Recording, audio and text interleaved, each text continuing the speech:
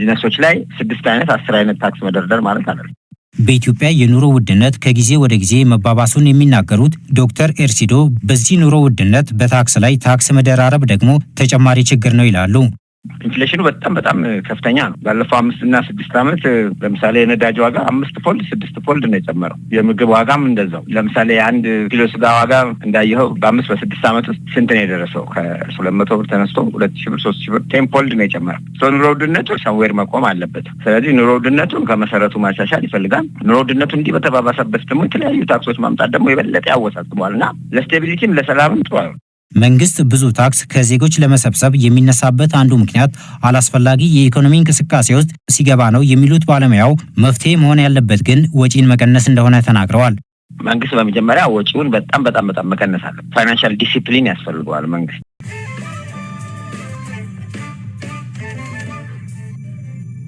ሰላም ጤና ይስጥልኝ ውድ የቻናላችን ቤተሰቦች እንደምን አላችሁ?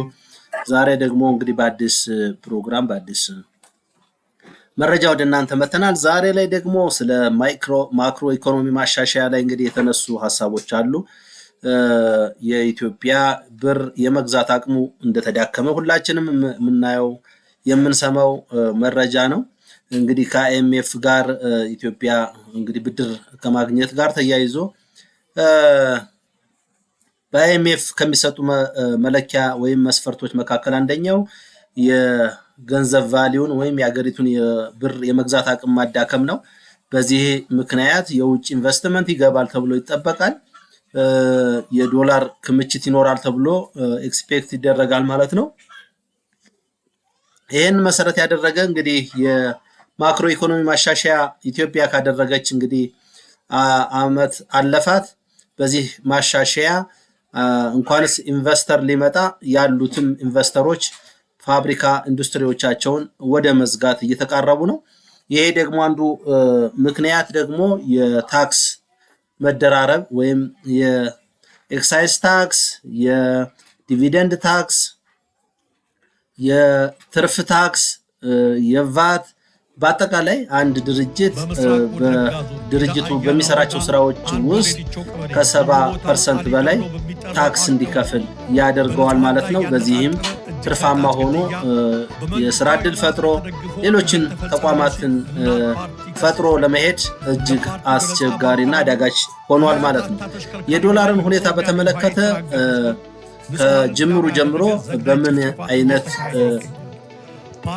አይነት እንቅስቃሴ ነው እየጨመረ የመጣው? እንግዲህ ብሔራዊ ባንክ ዶላርን ወደ ጨረታ ማቅረብ ከጀመረ ዓመታት እየሆኑት ነው። ታስታውሳላችሁ ነሐሴ ላይ 2017 አካባቢ ጨረታ የዚያኔ አማካይ ዋጋ እንግዲህ 108 አካባቢ ዶላር ነበረ። ወደ 27 ባንኮች የመጀመሪያውን ጨረታ ተወዳድረውበት ነበር። ታስታውሳላችሁ። በወሩ ወይም የካቲት 18 ከ6 ወር በኋላ 136 ዶላር አካባቢ ነው። አሁንም 27 ባንኮች ተወዳድረው ነበረ። መጋቢት ላይ እንደገና ወደ 50 ሚሊዮን ዶላር ቀርቦ ነበረ። በዚህም ዋጋው 131 ጨረታው ትንሽ ቀንሷል። ከየካቲቱ 12 ባንኮች ብቻ ናቸው የተጫረቱበት። ይሄ እንደምታዩት ሰንጠረዡ ላይ ይታያል። ባንኮቹ የሆነ ሰዓት ላይ ይሳተፋሉ በብዛት፣ የሆነ ሰዓት ላይ ደግሞ ይቀንሳሉ እና ብዙ ጊዜ እዚህ ላይ የሚሳተፉት የካፒታል መጠናቸው ዝቅተኛ የሆኑ ባንኮች እንደሆኑ መረጃዎች ያሳያሉ ማለት ነው። ጥቅምት ላይ በተለይ በጣም ብዙ ባለፈው ዓመት ጥቅምት ላይ 150 ሚሊዮን ነበረ ዶላር የቀረበው፣ በ138 ነበር የተሸጠው። ወደ 28 ብዙ ናቸው እንግዲህ 28 ባንኮች ተሳትፈዋል ማለት ነው። የባንኮች ቁጥር ሲጨምር የዶላር የመግዛት አቅሙ እየቀነሰ ይመጣል ማለት ነው። በዚህ ዓመት እንግዲህ ታህሳስ 7 ላይ አሁን ትናንትና ላይ የቀረበው 50 ሚሊዮን ነው። የመሸጫ መነሻ ዋጋ 155 ዶላር፣ 1 ዶላር በ155 ብር ማለት ነው። 13 ባንክ ብቻ ነው የተወዳደሩት። ይጨምራሉ ወይስ በዚሁ ነው የሚገዙት የሚለውን የሚታይ ይሆናል ማለት ነው። ይሄ የሚያሳየው የዶላር የብር የመግዛት አቅሙ በጣም እየተዳከመ ጨረታ ሲኖር የዶላር አቅም የበለጠ እየጨመረ እንደሄደ ማሳያ ነው። በዚህ ምክንያት ኢኮኖሚያዊ አቅማችን እየተዳከመ መምጣቱን በደንብ በግልጽ ያሳያል ማለት ነው። ምን አይነት እርምጃ መወሰድ አለበት ኢኮኖሚውን ለማሻሻል? ማክሮ ኢኮኖሚው በተዳከመበት ወቅት ምን ቢሰራ ነው የተሻለ የሚሆነው የሚለውን ቅድም ከታክስ እና ከተለያዩ የኢንቨስትመንት አማራጮች ለማንሳት ሞክሬያለሁ። ዶላሩ በዚህ ሁኔታ በዚህ ዓመት መጨረሻ አካባቢ 200 ይገባል ተብሎ ይታመናል። አንድ ዶላር 200 ብር። እንግዲህ የብር የመግዛት አቅሙ በጣም እየወረደ ይመጣል ተብሎ ነው የሚጠበቀው።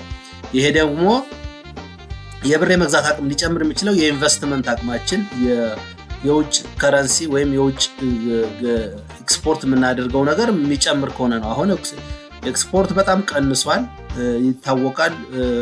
ወደብ አካባቢ ምን አይነት ነገሮች ወደ ሀገር የሚገቡ የሚለውን ብንጠይቅ ከማዳበሪያና ከስንዴ ያለፈ ነገር የለም።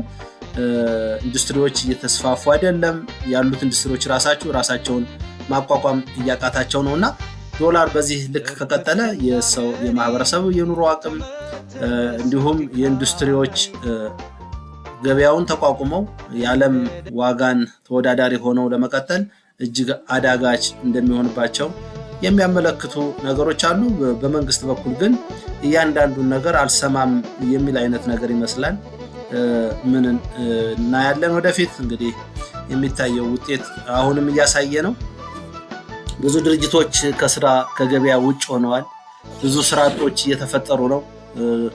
ጊዜያዊ የስራ እድል እንፈጥራለን ይባላል። ኮሪደር አካባቢ ይሰራል። የአንድ ወር ስራ ነው። ከዚያ በኋላ ዘለቄታዊ የሆነ የስራ እድል መፍጠር በጣም ቻሌንጅ እየሆነ ነው። እንግዲህ ታክስ ወዘተ እያለ የሚከፈለው እጅግ በዝቷል ይላሉ። ከተወሰነ ጊዜ ወዲህ ደግሞ መንግስታዊ አገልግሎቶችን ለማግኘት የሚጠየቀው ክፍያ እንዲሁ መጨመሩን ይጠቅሳሉ። እየተጣሉ ያሉት ታክስና ታክስ ያልሆኑ ክፍያዎች በዜጎች ላይ ጫና እያሳደሩ መሆናቸውን እነዚሁ ሰዎች ያነሳሉ።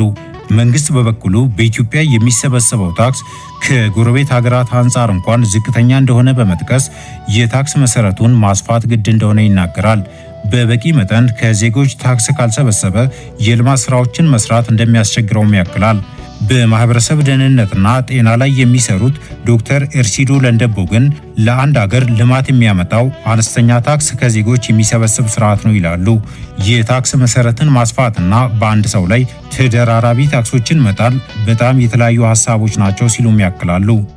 አጠቃላይ ዴቨሎፕመንት የሚያመጣ አይነት የታክስ ሲስተም ትንሽ ነው መሆን ያለበት ነው ዋናው። ወጣት ስራ በሌለበት ሀገር፣ ኢንቨስተር መሳብ ባለበት ሀገር ሁሉን ነገር ታክስ ማድረግና የታክስ እንትንን ማወሳሰብ ጥቅም የለውም፣ ይጎዳል ነው እና ከዚህ አንጻር ታክሱ በጣም ብዙ ነው። ፕሮፊት ታክስ አለ።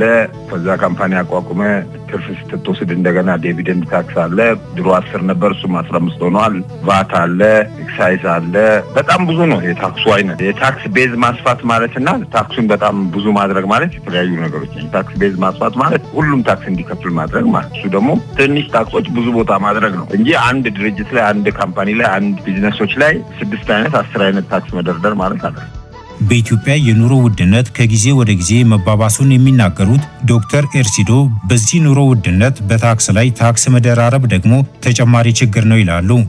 ኢንፍሌሽኑ በጣም ከፍተኛ ነው። ባለፈው 5 እና 6 ዓመት ለምሳሌ የነዳጅ ዋጋ 5 ፎልድ 6 ፎልድ ነው የጨመረው። የምግብ ዋጋም እንደዛው። ለምሳሌ አንድ ኪሎ ስጋ ዋጋ እንዳየኸው በ5 በ6 ዓመት ውስጥ ስንት ነው የደረሰው? ከ200 ብር ተነስቶ 2000 ብር 3000 ብር 10 ፎልድ ነው የጨመረው። ኑሮ ውድነቱ ሰምዌር መቆም አለበት። ስለዚህ ኑሮ ውድነቱን ከመሰረቱ ማሻሻል ይፈልጋል። ኑሮ ውድነቱ እንዲህ በተባባሰበት ደግሞ የተለያዩ ታክሶች ማምጣት ደግሞ የበለጠ ያወሳስበዋል እና ለስቴቢሊቲም ለሰላምም ጥሩ ነው።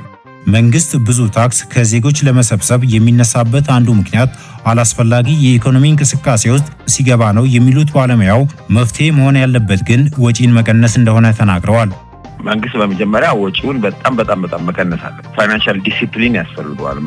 መንግስት ጋር ያለውን ኮስት በመጀመሪያ በጣም መቀነስ፣ ቫይታል ለሆኑ ሰርቪሶች ብቻ ለፍርድ ቤት፣ ለፖሊስ፣ ለመከላከያ ግድ ለሆኑ ሰርቪሶች ብቻ መንግስት በጀት እንዲኖረው ማድረግ ነው። መንግስት አላስፈላጊ ኢኮኖሚክ አክቲቪቲዎች ውስጥ በብዛት ሲገባ ወይም ደግሞ መንግስት ጦርነት ሲኖረው የመንግስት ወጪ በጣም ይጨምራል። የመንግስት ወጪ ደግሞ በጣም ጨመረ ማለት መንግስት ማምረቻ ድርጅት ብዙ የለውም፣ ከቀረጥ ነው የሚያገኘው እና ወደ ቀረጥ ይሄዳል። ስለዚህ አሁን ጥያቄው መንግስት ወጪውን መጀመሪያ መቀነስ አለበት፣ ማስተካከል አለበት። የመንግስት ስራዎች መቀነስና በጣም ኤፊሽንት መሆን አለባቸው። በኢትዮጵያ 80% ታክስ የሚሰበሰበው 20% ከሚሆኑ የሀገሪቱ ትላልቅ ድርጅቶች እንደሆነ የሚናገሩት ዶክተር ኤርሲዶ 20%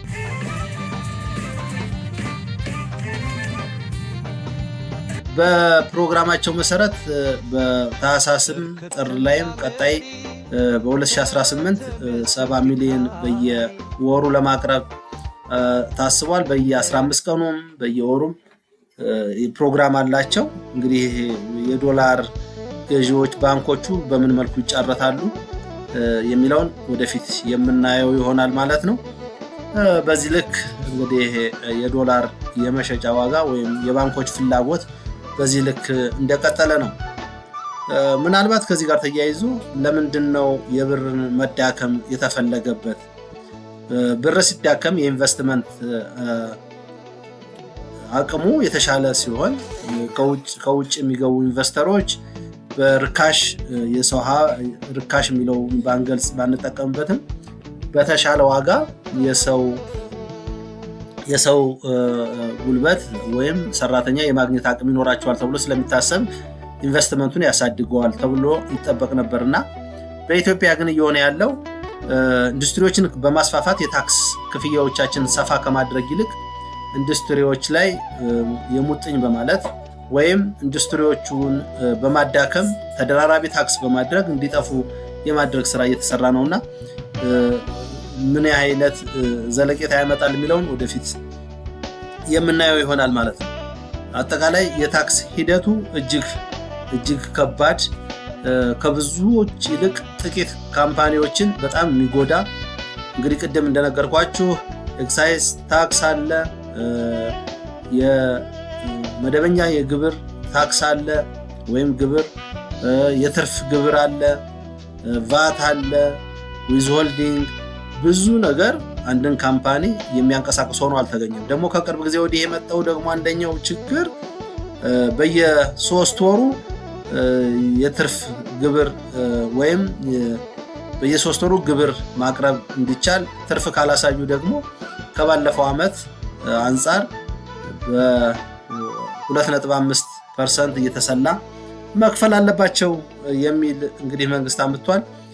ድርጅቶች ምን ያህል ናቸው ይታወቃሉ። ኢትዮጵያ ውስጥ አሁን ባለን አቅም ምን ያህል ድርጅቶች ምን ያህል የስራ ዕድል ፈጥረዋል፣ ሀብት እየፈጠሩ ነው ያሉት ወይስ ሀብታቸውን እያጡ ነው ያሉት የሚለውን ሁሉም የሚታወቅና ግልጽ የሆነ ይመስለኛል። ከዚህ አንጻር እንግዲህ የኢትዮጵያ መንግስት ምን አማራጭ ይኖረዋል የሚለውን ወደፊት የምናየው ይሆናል። አሁን ባለው ሁኔታ ግን ከችግር ወደ ችግር ወይም ከነበረው እየባሰበት ያለ ሁኔታ እያሽቆለቆለ እንደሆነ ምንም ጥርጥር የለውም። ምክንያቱም ሞር እየተሰራ ሲሄድ የበለጠ ለስራ ምቹ ማድረግ፣ አነስተኛ ድርጅቶችን ከታክስ ነፃ ማድረግ፣ አዳዲስ ኢንዱስትሪዎች ወደ ስራ እንዲገቡ ማድረግ የበለጠ ሀገርን ተጠቃሚ ያደርጋል። የግብር የመሰብሰብ አቅሙ መንግስት ከፍተኛ ይሆናል ተብሎ የሚገመትበት ሁኔታ አለ። ነገር ግን አሁን እየተሆነ ያለው ጥቂት ድርጅቶች አሉ። እነሱ እስኪጠፉ በጣም በተለያየ መንገድ ማዋከብ ስራ እየተሰራ በመሆኑ ይሄ የኢኮኖሚ ሪፎርም ከመውደቅ የዘለለ አገሪቱን ማህበረሰቡን የተሻለ ከፍ ያደርገዋል ተብሎ አይጠበቅም። ከዚህ አንጻር በጣም አስቸጋሪና ለማንኛውም እንደ ዜጋ የሚያሳስብ መሆኑን ለመግለጽ ነው። የዛሬ ፕሮግራማችን ባጭሩ ይህንን ይመስል ነበረ። በሌላ ፕሮግራም በሌላ ጊዜ እስከምንገናኝ መልካም ጊዜ ይሆንላችሁ። ቸርን ሰንብቱ።